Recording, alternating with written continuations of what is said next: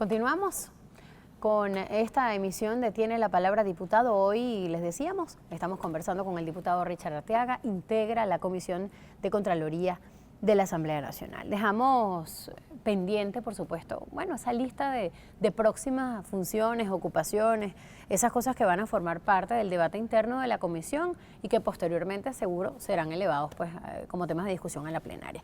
Mire, diputado, la Fiscal General de la República dijo aquí, cuando vino a presentar su memoria y cuenta, y todos fuimos sorprendidos por esa declaración, que ella sí creía que era necesario repatriar los capitales de casos como el que ella mencionó como el llamado caso de Andorra, como que si es que fuese una cosa que ella no entiende por qué se llama así, ¿no?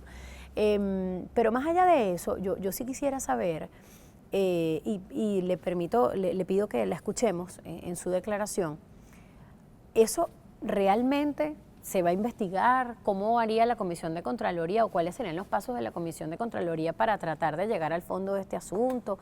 ¿Qué tan fácil es de verdad repatriar esos capitales? Que se podrían resolver muchos problemas de este país con ese dinero y con el de Cadivi, pero vamos a escuchar a la fiscal en su declaración. La investigación por hechos de corrupción, investigación penal, por hechos de corrupción en Corpoelec, relacionados con el pago de comisiones en divisas por la contratación con empresas de España. Por este caso, se solicitaron medidas reales de aseguramiento de bienes y orden de captura contra 2 ciudadanos. Ellos responden al nombre de Nervis Villalobos y Javier Alvarado, la cual fue acordada por un tribunal de control de Caracas, quien posteriormente, inaudita parte, decretó la nulidad absoluta de la privativa de libertad, así como de las medidas reales, por lo cual apelamos inmediatamente. Se recusó al juez y se denunció ante el Tribunal Disciplinario. Esta investigación guarda relación con lo que denominan el caso Andorra, porque por este hecho hemos solicitado la repatriación de los dineros, fondos y títulos públicos o privados, producto de la comisión de delitos, que se encuentran depositados en Andorra, y ha dado origen a relacionar otras personas con fondos depositados en el mismo lugar. Esto involucra a muchas personas. Nos permite entonces esta intervención de la Fiscal General de la República relacionar varios casos. El de Andorra porque es el banco o el lugar donde se depositan estos fondos producto de la corrupción, que tenía que ver con el cobro de comisiones en divisas, entre otras cosas, de Corpoelec. Así es. No, efectivamente, nosotros estamos primero en la disposición completa de investigar al fondo, cosa que no lo tuvo la comisión pasada. La comisión pasada, este tema para nosotros es fundamental, pero en la comisión pasada yo llevé varios casos de Corpoelec, de sobreprecio, de plantas eléctricas compradas con sobreprecio, y lamentablemente nunca fue investigado. No se impulsaron, ni siquiera, no se investigó, porque, bueno, algunas eran declaraciones de prensa, estudios que se hicieron sobre el precio del mercado de las plantas eléctricas y lo que costó realmente, le costó al país en el mercado internacional, y lamentablemente no se quiso porque no existía voluntad política para investigar esto. Y nosotros estamos en la obligación de darle a Venezuela una respuesta con relación a esto, sobre todo en este momento de escasez.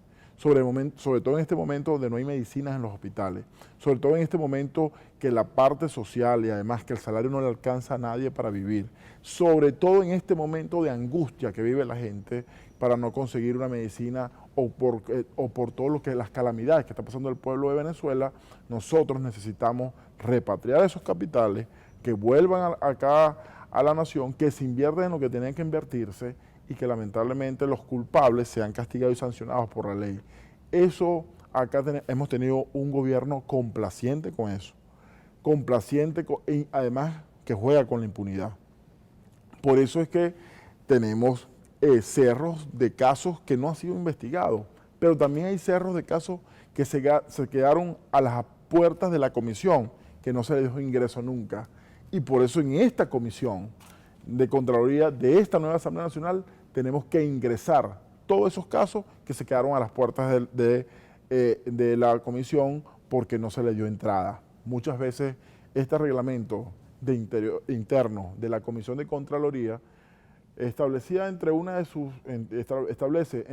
de sus artículos que tú le entregas a un funcionario que te asesora y te dice si es procedente o no es procedente antes de integrar la acusación o iniciar el proceso, cosa que para nosotros era muy, porque si alguien llegaba y te decía, no hagas eso porque te vas a meter en un problema, nadie iba a ir a introducir o sea, se quedan muchos casos que quedaron en la puerta de la comisión, pero que nunca se le dieron entrada. Por ejemplo, casos de los bonos estructurales cuando Rafael Icea era ministro.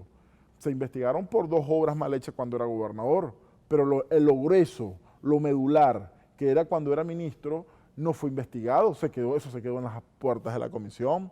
Y así como ese caso, hablo de Rafael Icea, es un ejemplo entre tantos, pero muchísimos casos de gente que iba a denunciar con pruebas y lamentablemente eran abordados por un funcionario que le decía, ¿qué traes ahí? Para ver, no, eso no procede. Y la persona se devolvía.